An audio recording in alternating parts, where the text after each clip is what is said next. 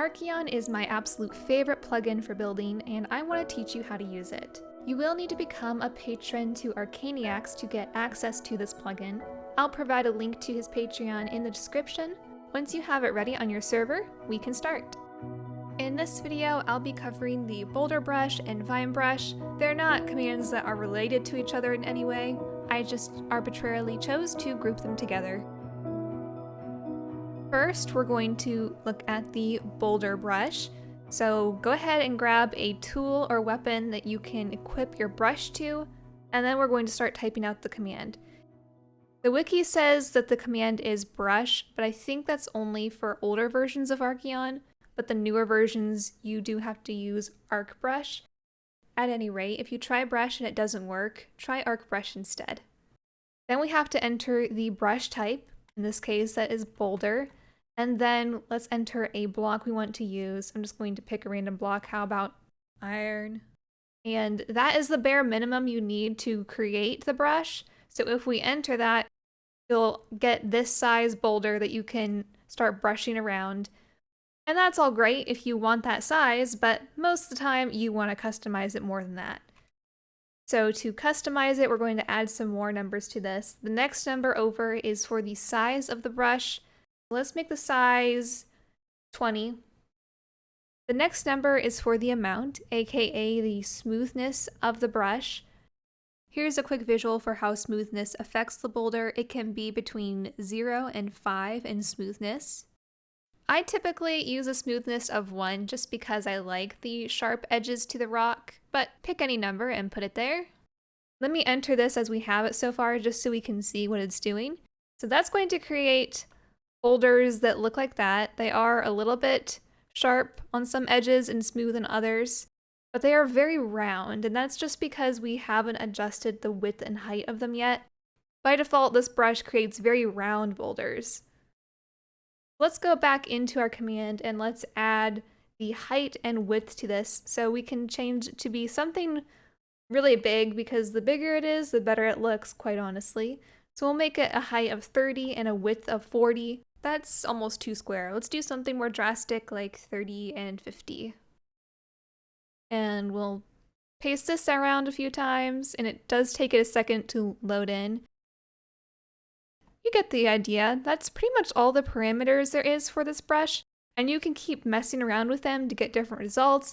If I wanted a taller brush, I could make this say 60 and make this say 30, and then we'll get something a little bit smaller.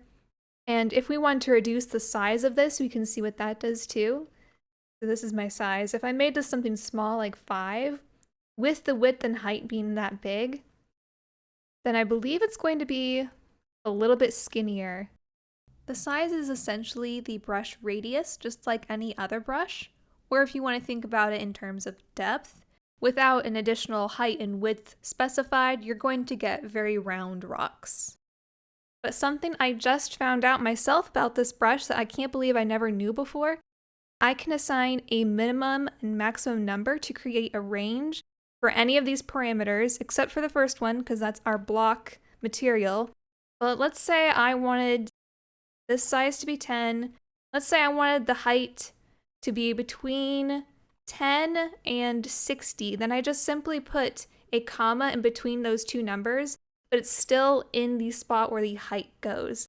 So as long as there's no spaces separating them, it's going to look at that whole group of numbers as the height.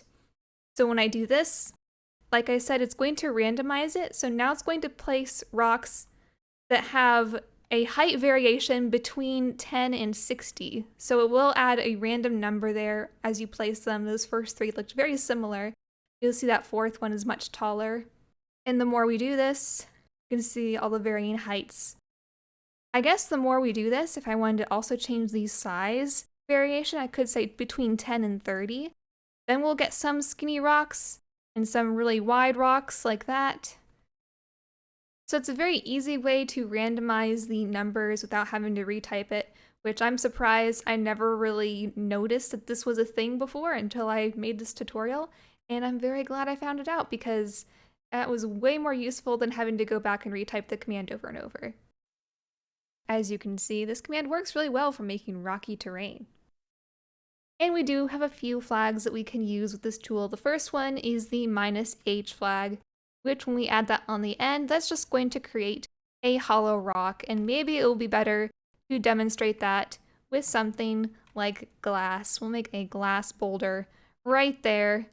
And you can see that it's hollow because it didn't replace over that grass in the middle. I haven't been masking air, which normally, if I were doing this for real in a real build, I would be masking air just so I'm not replacing all those blocks in the ground. But anyway, you can see that that's created a hollow boulder.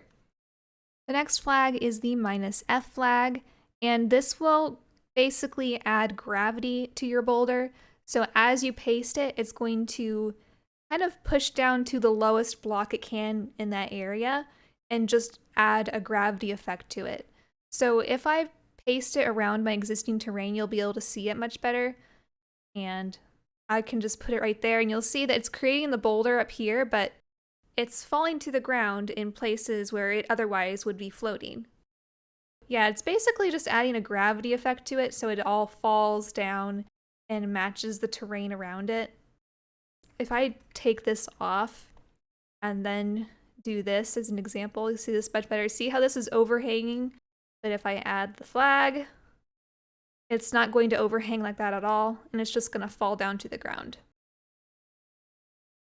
The last flag is the -A flag, and this will make the rocks angle based on your orientation. I'm going to make this a bigger rock so I can try this out.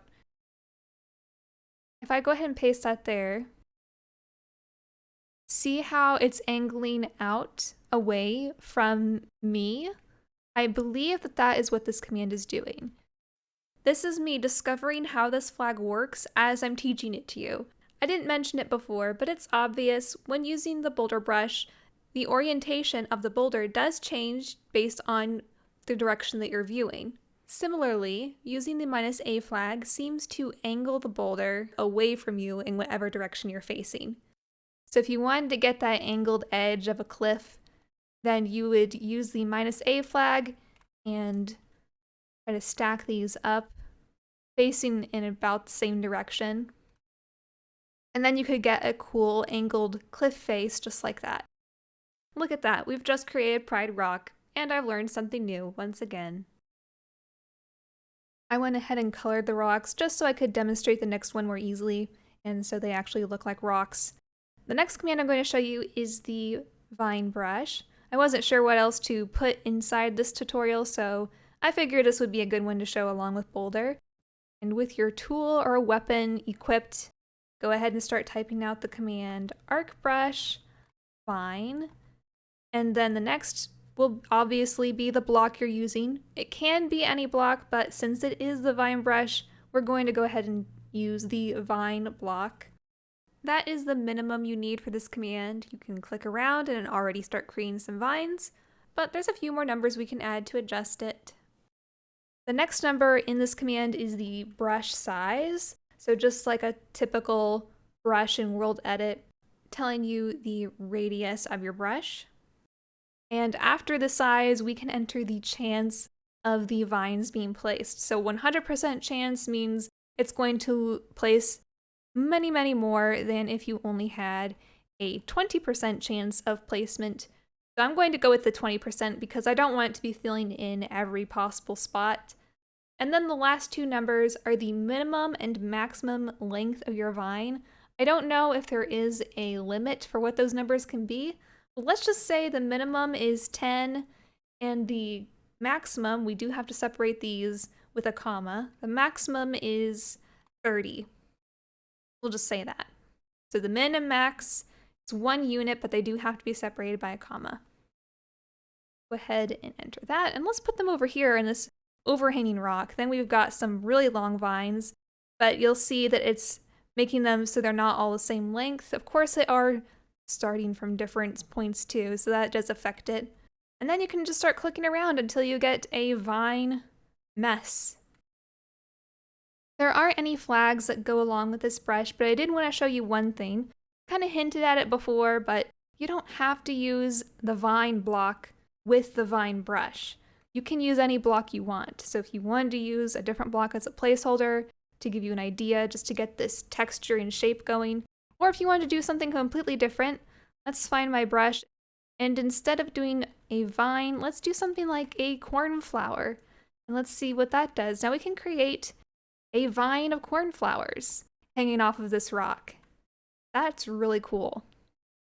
So it doesn't have to just be a vine, but this does give you that vine-like cascading pattern. Of course, if you're doing it on the side of a rock, you're going to get something like that.